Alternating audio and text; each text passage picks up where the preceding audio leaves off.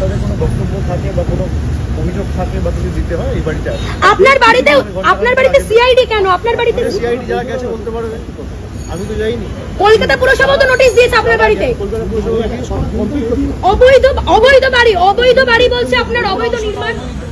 Kolkata পুরসভাকে notice যারা দিয়েছে আপনাদের কর্তব্য যাচাই করে যারা এই খবরগুলো সিলেক্টিভ মিডিয়াকে লিক করছে, একটা নোটিশটা দিয়ে চলে গেলাম যে এই অংশটা অবৈধ, আমি তো বলতে হবে।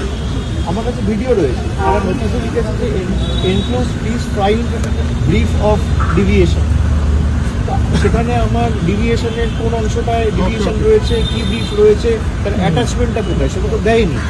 আমি এ নিয়ে মামলাও করব, আমার অধিকার রয়েছে, বিচার ব্যবস্থার দ্বারস্থ হব এবং যা লিখিতভাবে আমার যা রিপ্লাই ছিল আমি দিয়েছি, জানিয়েছি।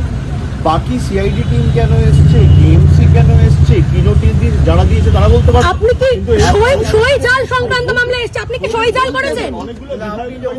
দাঁড়ান, আপনি প্রশ্ন করলেন রিপাবলিক বাংলার সাংবাদিক যে কেন সিআইডি দিয়েছে, কেন সিআইডি আপনার কাছে এসেছে। এবার আপনি বলছেন সইজাল মামলা এসেছে, নোটিশ আমি পাইনি, আপনি জেনে গেছেন কেন এসেছে।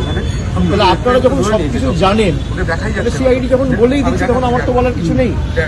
আপনি আমাকে প্রশ্ন করলেন যে কেন সিআইডি আপনার বাড়িতে এসেছে, এবার আপনি আমাকে বলছেন সইজাল মামলাতে আমার বিরুদ্ধে যে অভিযোগ আমাকে নোটিশ দেবে, আমি আইনত লড়াই করব। সিআইডি কি, এদের ইডি সিবিআইয়ের কাছে আমি মাথা নত করিনি।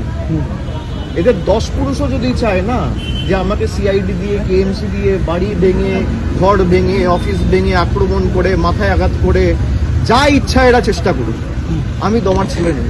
আপনার দলের বিধায়করা বলছে, আপনার দলের বিধায়করা বলছে, আপনার দলের বিধায়করা বলছেন আপনি সইজাল করেছেন।